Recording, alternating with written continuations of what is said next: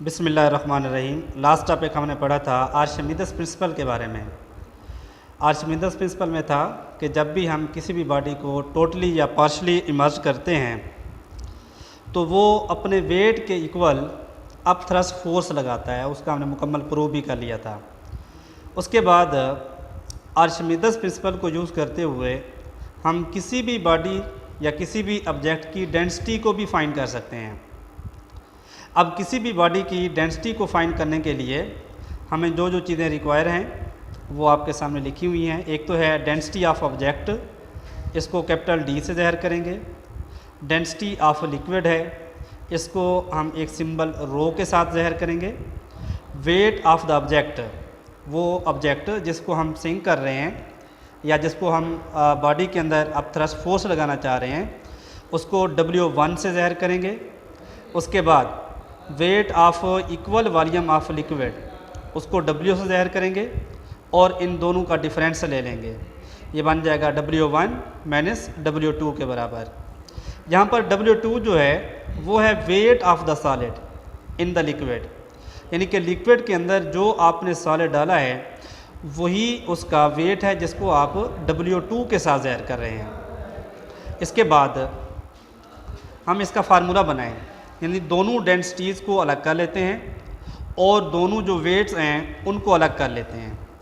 सबसे पहले D जो डेंसिटी ऑफ ऑब्जेक्ट है उसको लिखेंगे, डिवाइडेड बाय रो यानी कि डेंसिटी ऑफ लिक्विड, और इसी तरीके से W1 लिखेंगे जो कि वेट ऑफ द ऑब्जेक्ट है।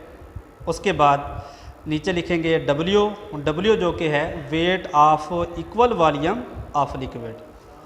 क्योंकि हमने डेंसिटी ऑफ ऑब्जेक्ट फाइंड करना है, कैपिटल D फाइंड करना है, तो जो रो डिवाइड हो रहा है मैथमेटिक्स रूल के मुताबिक दूसरी साइड पर जाके मल्टीप्लाई हो जाएगा।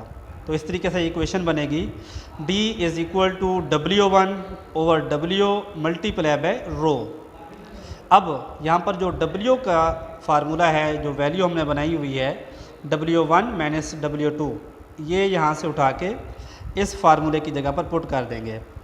तो ये फार्मूला बन जाएगा D capital D is equal to W1 over W1 minus W2 multiply by क्या हो जाएगा, रो हो जाएगा। तो इस तरीके से आप ये फार्मूला लगा के जब आपके पास वेट का पता हो, ऑब्जेक्ट के वेट का पता हो, लिक्विड के वेट का पता हो तो और डेंसिटी ऑफ ऑब्जेक्ट का भी पता हो, तो आप किसी भी ऑब्जेक्ट की डेंसिटी को फाइंड कर सकते हैं। ये हमारा टॉपिक यहाँ तक मुकम्मल हुआ। अब आते हैं नेक्स्ट टॉपिक पर। नेक्स्ट टॉपिक है principle of flotation. Principle of flotation, सबसे पहले इसकी डेफिनेशन देख लेते हैं। का a floating object displaces fluid having weight equal to the weight of the object, कि कोई भी तैरने वाला जो जिस्म है वो अपने वेट के बराबर उस फ्लूइड को, उस लिक्विड को डिस्प्लेस करता है या हटाता है। आर्शिमिदस प्रिंसिपल को यूज़ करते हुए प्रिंसिपल ऑफ फ्लोटेशन को भी समझना है। कहते हैं हमने बाज़ का देखा है कि कुछ ऑब्जेक्ट जो होते हैं वो पानी के अंदर या लिक्विड के अंदर डूब जाते हैं, कुछ तैरना शुरू कर देते हैं। मिसाल के तौर पर कि आप एक छोटा सा पत्थर लें, जब आप उसको पानी में डालते हैं वो डूब जाता है, हालांकि उसका मास इंतहाई कम है, लेकिन उसके मुकाबले में हम वुडन ब्लॉक ले लेते हैं या बोट को ले लें या शिप वगैरह हो गई, इनको देखते हैं तो वो उस लिक्विड के ऊपर या पानी के ऊपर तैर रहे होते हैं। अब इसके पीछे रीज़न क्या है? इसके पीछे रीज़न ये है कि हम अप थ्रस्ट को देखेंगे। दो चीज़ें आपने जहन में रखनी है कि किस सूरत में बॉडी जो है फ्लोट कर सकता है या तैर सकता है। सबसे पहला काम कि अगर जो अप थ्रस्ट है उस तैरने वाले जिस्म जो आपने पानी के अंदर डाला हुआ है उसके इक्वल हो जाए, उसके मास के, उसके वेट के बराबर हो जाए या उससे ज़्यादा हो जाए, इन दोनों सूरतों में बॉडी जो है वो तैरना शुरू कर देगा। जबकि उसके मुकाबले में अगर अप थ्रस्ट कम हो जाती है, उसका वेट कम हो जाता है, तो बॉडी डूब जाएगा। जैसे हमने एग्जांपल ली है, स्टोन की एग्जांपल ली है, वो स्टोन जो आपने पानी के अंदर फेंका था वो डूब गया। उसके डूबने की वजह ये हुई, उसके डूबने की वजह ये है कि उस पर अप थ्रस्ट जो थी वो कम थी, उसके नीचे जो पानी था वो कम डिस्प्लेस हुआ, कम उस पत्थर ने पानी को हटाया, इस वजह से डूब गया। जबकि उसके मुकाबले में जो वुडन ब्लॉक हो गए या शिप्स या बोट वगैरह हो गई, उनका वेट जो होता है अप थ्रस्ट के मुकाबले में कम होता है या बराबर हो जाता है। बाज़ औक़ात हमने देखा है कुछ जिस्म जो होते हैं मुकम्मल तौर पर उसके अंदर डूब जाते हैं या वो पार्शली इमर्स्ड होते हैं, मतलब उनका कुछ हिस्सा जो होता है वो फ्लोट कर रहा होता है। तो इस प्रिंसिपल ऑफ फ्लोटेशन से हमने ये समझा कि वाकई ऐसा ही है कि किसी भी तैरने वाले जिस्म में हेल्पफुल है अप थ्रस्ट, कि अप थ्रस्ट या तो वेट से ग्रेटर होनी चाहिए या उसके इक्वल होगी, तब जो है वो बॉडी फ्लोट करना शुरू कर देगा। ये शॉर्ट क्वेश्चन था, इसको अपने अच्छे तरीके से याद करना है। अब आते हैं प्रिंसिपल ऑफ फ्लोटेशन की practical example, ships and submarine.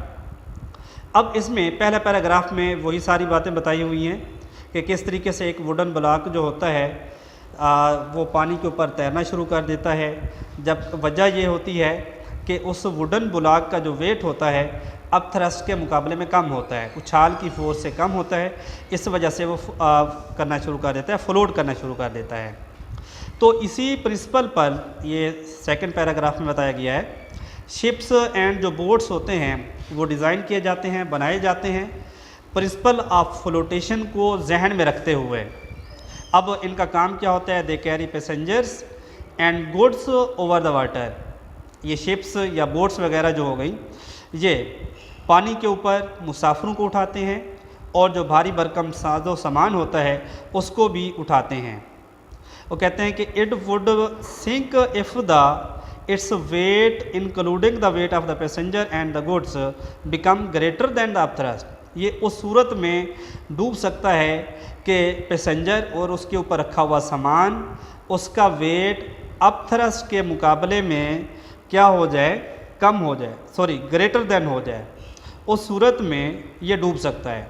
साफ सी बात है कि जब अप थ्रस्ट कम होगी तो उसके ऊपर जो भी आप बॉडी रखेंगे, चाहे उसका वेट ज़्यादा है या कम है, भारी है या छोटा है, जिस तरह का भी जिस्म हो वो डूब जाएगा।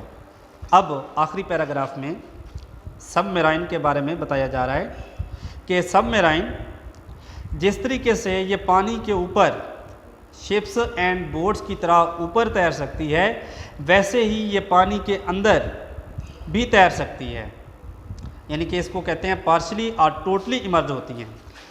It also work on the principal of flotation. अब इसका तरीक़ाकार क्या होता है, ये सारा प्रोसीजर इसमें बताया गया है इस पैराग्राफ के अंदर। वो कहते हैं कि under this condition it is similar to a ship remains partially above water level. वो कहते हैं ये बिल्कुल शिप के जैसी ही होती है, लेकिन इसका आधा हिस्सा पानी के अंदर होता है और आधा हिस्सा जो होता है ऊपर हमें तैरता हुआ दिखाई देता है। It has a system of tanks which filled with sea water. इसके अंदर टैंक का बड़े बड़े टैंक लगे होते हैं जिसके समंदर के पानी के साथ इसको भरा जाता है। When these tanks are filled with sea water the weight of the submarine increase. कि जब समंदर के पानी के साथ हम इसको भर लेते हैं तो सबमराइन का जो वेट होता है वो बढ़ जाता है। As soon as it become greater than the up thrust. तो इस सूरत में इसकी जो वेट होता है अप थ्रस्ट के मुकाबले में ज़्यादा हो जाता है और it dives into the water. सावधान है, जब वेट अप थ्रस्ट से ज़्यादा होगा तो पानी के अंदर डाइव होता लगाएगी, पानी के अंदर डूब जाएगी। To come up in the surface. अगर इसको दोबारा सतह पर लाना है, the tanks are emptied forcing air in them. तो हवा की फोर्स के ज़रिए से ये जो टैंक होते हैं जिसको हमने पानी के साथ भरा हुआ था वो खाली हो जाते हैं। इसके बाद दोबारा जो सबमराइन होती है वो पानी की ऊपर वाली सतह पर आ जाती है। तो इन दो एग्जांपल से शिप्स एंड सबमराइन, और इनसे समझा है हमने कि ये दोनों चीज़ें, चाहे वुडन ब्लॉक है, चाहे शिप्स है, चाहे बोट्स है, चाहे सबमराइन है, या कोई भी ऑब्जेक्ट्स है, ये प्रिंसिपल ऑफ फ्लोटेशन को ही फॉलो करते हैं। आई होप आज का लेक्चर आपको अच्छे तरीके से समझ आ गया होगा। इसको अच्छे तरीके से याद करें। इसके हवाले से कोई भी आपने क्वेश्चन पूछना हो तो कमेंट में पूछ सकते हैं। शुक्रिया।